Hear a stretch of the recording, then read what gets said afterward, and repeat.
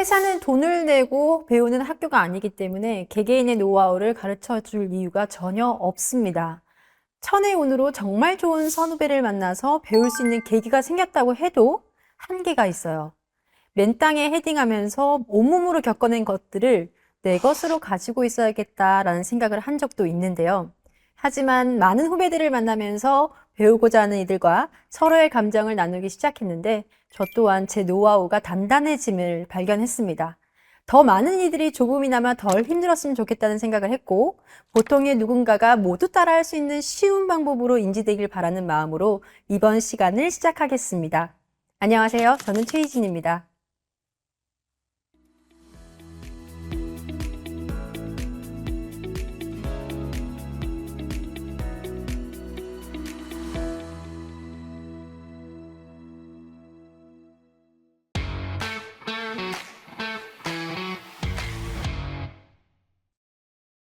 여러 가지 이유가 있겠지만 긍정적인 시각과 태도가 제일 중요하다고 생각을 하는데요. 너무 뻔한 단어라고 생각될 수 있지만 굉장히 중요한 부분이고 아무나 가지고 있지 않은 부분이라고 생각을 합니다. 정말 극소수만 가지고 있다고 생각을 하고 있는데요.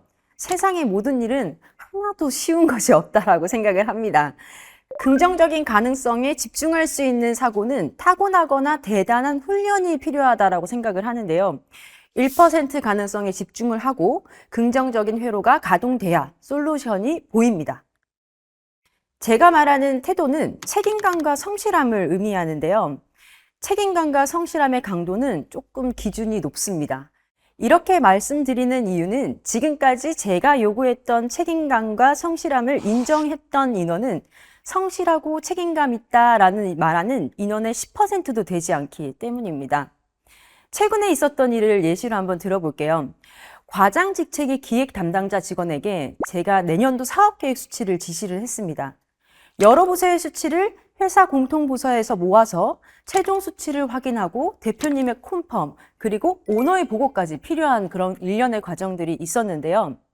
본인의 범위 안에서는 제가 지시한 사항을 끊는 해당 과정에서 저한테 전달을 하고 할 일을 다 했다고 집으로 갔습니다. 본인의 일은 분명히 성실하게 책임감 있게 마무리를 했거든요. 네, 누가 봐도 그렇습니다.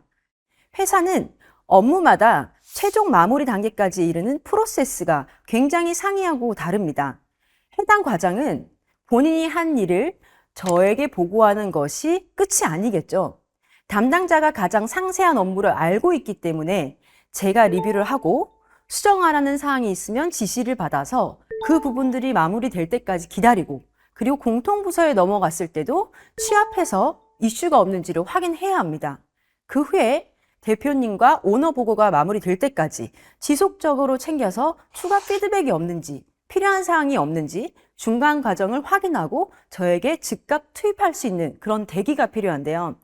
최종 전체가 마무리되었을 때 본인의 업무가 마무리가 된다라고 저는 생각을 하는데요. 너무하다고 생각이 되시나요? 그런데 회사는 혼자 일하는 것이 아닙니다. 업무가 최종 마무리될 때까지 곁에서 책임을 다하는 믿을 만한 사람이 있어야지 일을 맡길 수 있습니다. 해당 과업을 해결할 수 있는 긍정적인 사고와 담당 업무가 최종 마무리될 때까지 성실한 책임감을 가지고 태도를 갖춘 사람만이 성과를 만든 확률이 높다라고 생각을 합니다.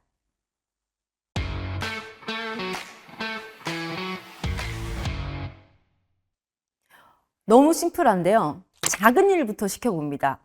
작은 일을 제대로 해내는 사람이 큰 일도 잘하기 때문에 그런 행동들을 하게 되는데요.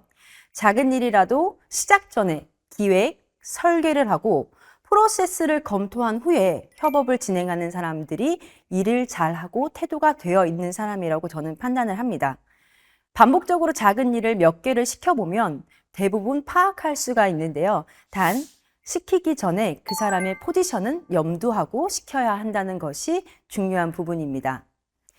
영업인지 마케팅인지 구매인지 이런 포지션에 따라서 중심 과업의 본질이 다르기 때문에 사전에 염두해야 시키는 사람도 과업을 받는 사람도 시간도 에너지도 낭비되지 않기 때문에 사전에 염두하는 부분들이 필요합니다.